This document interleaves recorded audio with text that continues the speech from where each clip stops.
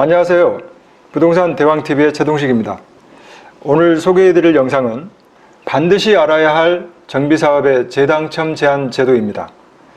약간 어렵고 생소한 분야일 수도 있겠지만 정비사업을 하고 있는 주택을 보유하고 있거나 또는 새로 구입하고자 하시는 분들은 반드시 알아야 하는 내용입니다. 잘 모르고 있다가 나중에 알게 되어 마음고생 심하게 할 수도 있고 또는 금전적으로 큰 손해를 볼 수도 있습니다. 최대한 쉽게 설명할 테니까 끝까지 잘 따라오시고요. 잘 모르겠으면 2번, 3번 반복해서 시청하시기 바랍니다. 도시 및 주거환경정비법의 제72조 제6항에 대해서 말씀드리고요. 관련된 Q&A 10가지 그리고 사례로 설명 진행하겠습니다. 구독과 좋아요, 알림 설정 잊지 마시고요. 지금 보시는 표는 이 재건축 추진 절차입니다. 그래서 이 기본계획 수립부터 정비계획 수립, 추진위원회 구성, 조합 설립 인가, 사업 시행 인가, 그리고 관리 처분 인가, 철거 착공, 준공, 입주까지 쭉 진행되는데요. 지금 오늘 보는 정비사업의 5년 재당첨 제한은 바로 어디 부분에 있냐면요. 이 관리 처분 인가와 분양 신청 그리고 일반 분양에 해당이 됩니다. 그래서 이 부분에 이 당첨이 됐느냐 안 됐느냐, 가지고 있는 분은 어느 단계 현재 위치에 있고 몇 년 후에 관리 처분 인가를 받거나 또는 분양 신청을 할 것인지에 대해서 잘 계산을 하고 있으셔야 됩니다. 먼저 법 제72조 6항 내용을 알아보겠습니다. 이 5년 재당첨 제한의 적용 대상은 바로 투기과열지구의 정비사업에서 조합원 또는 일반 분양에 당첨된 분양 대상자 및 그 세대에 속한 자가 적용 대상입니다. 그래서 이 조합원 분양과 일반 분양, 그러니까 일반적인 일반 분양은 아니고요. 정비사업에서 일반 분양을 말합니다. 그리고 또 투기과열지구 내에서 조합원 분양과 일반 분양을 말하는 거고요. 그 당사자 및 그 세대에 속한 자로 되어 있습니다. 그래서 본인뿐만이 아니고 세대에 속하신 분들도 같이 계산을 해야 됩니다. 그리고 법 시행 후에 취득을 했거나 분양받은 경우를 말합니다. 법 시행은 2017년 10월 24일 날 시행되었습니다. 자, 주요 내용은 분양 대상자 선정일. 이 분양 대상자 선정일이라고 하는 것은 조합원 분양분의 경우에는 이 최초 관리처분 계획 인가일을 말합니다. 이때로부터 5년 이내에 투기과열지구에서 이 분양 신청을 할 수 없다라고 되어 있습니다. 약간 어려울 수도 있겠지만 이 사례별로 또 쭉 설명을 해드리겠습니다. 자, 모두 해당되는 건 아니고요. 예외 사항도 있습니다. 이 첫 번째로 상속을 받았거나 또는 결혼을 했거나 이혼으로 조합원 자격을 취득한 경우에는 이 재당첨 제한에 해당이 없습니다. 또 법 시행 전에, 그러니까 2017년 10월 24일 이전에 투기과열지구의 토지 등 소유자를 말합니다. 이 경우에는 이 재당첨 제한에는 해당이 없습니다. 자, 그러면 하나하나 이 Q&A 형식으로 좀 더 자세히 한번 살펴보겠습니다. 이 당첨 적용 기준에 대해서 한번 보면요. 투기과열지구 지정 후에 분양받은 경우에만 이 적용이 됩니다. 그래서 투기과열지구 지정 전에 갖고 있었다고 하면 적용이 안 되는 거죠. 또 조합원 분양의 경우에는 이 최초 관리처분 계획 인가일이 투기과열지구 지정일 이후여야 그때가 또 이 당첨으로 봅니다. 그렇다면 이 최초 관리처분 계획 인가일이 투기과열지구 지정 이전이었다라고 하면 당첨 적용이 안 되는 거죠. 한마디로 말해서요. 자, 두 번째는 법 시행 전에 투기과열지구의 토지 등 소유자도 재당첨 제한에 적용이 됩니까? 라고 하는 질문입니다. 항상 이 전제 조건은 법 시행 후에 투기과열지구 정비사업일 경우에만 해당이 된다. 이걸 꼭 기억하고 있으셔야 됩니다.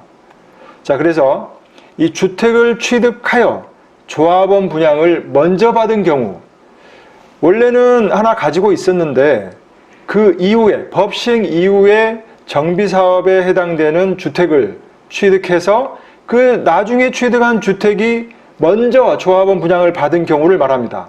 자, 이럴 때는 재당첨 제한에 이 원래 가지고 있었던 이 재건축 또는 재개발의 그 주택이 재당첨 제한에 걸리는 거죠. 주의해야 되겠습니다. 자, 세 번째는 같은 질문인데요. 일반 분양을 먼저 받은 경우입니다. 원래 가지고 있었는데 법 시행 후에 투기과열지구 정비사업에서 하는 일반 분양을 먼저 받은 경우입니다. 자, 이때도 마찬가지 기존에 가지고 있었던 그 주택이 재당첨 제한에 걸리는 겁니다. 자, 네 번째로 주택법에 의한 일반 분양을 받은 경우는 어떻게 되느냐. 자, 지금까지는 제가 이 도시 및 주거환경 정비법에 의한 일반 분양 또는 조합원 분양을 말했던 거고요. 이 주택법에 의한 일반 분양을 받은 경우에는 어떻게 되는가? 재당첨 제한에 적용이 되지 않습니다. 이 정비사업 일반 분양이 아니기 때문이죠. 예를 들어서 작년 3월 정도에 일반 분양을 했었던 일원동에 있는 DH자이 개포가 이 정비사업 일반 분양이 아니었습니다. 그래서 기존에 가지고 있었던 분들도 여기에서 일반 분양을 받을 수 있었던 거죠.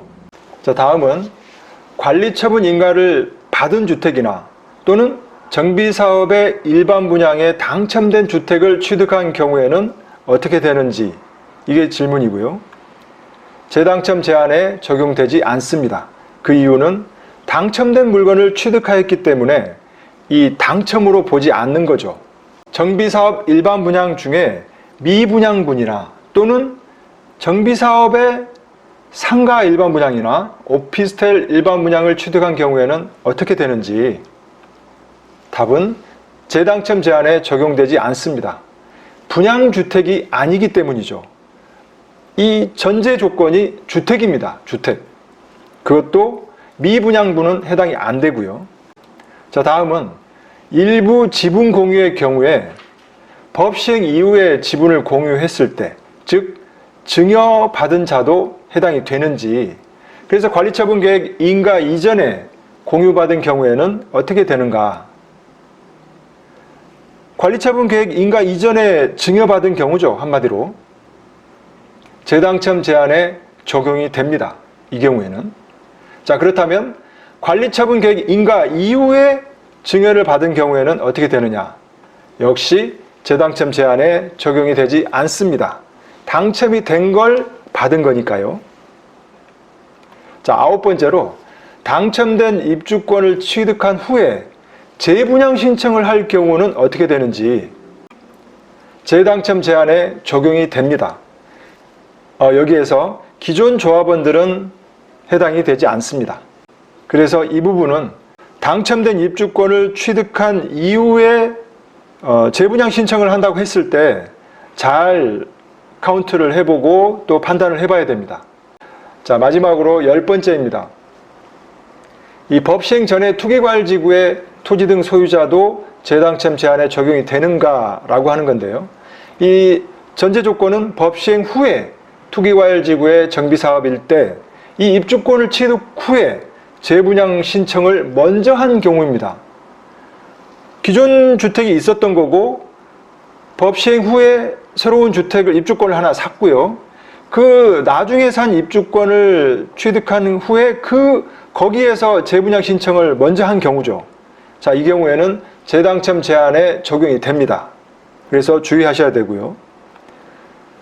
자, 지금부터는 여러분들의 이해를 좀 더 쉽게 하고자 사례로 한번 설명드리겠습니다. 2017년 8월 3일 날 이 서울시의 경우에는 전 지역이 투기과열지구로 지정이 됐고요. 이 법 시행은 동년 10월 24일부로 시행이 되었습니다. 기존 이걸 알고 있는 상태에서 예를 들어보면요.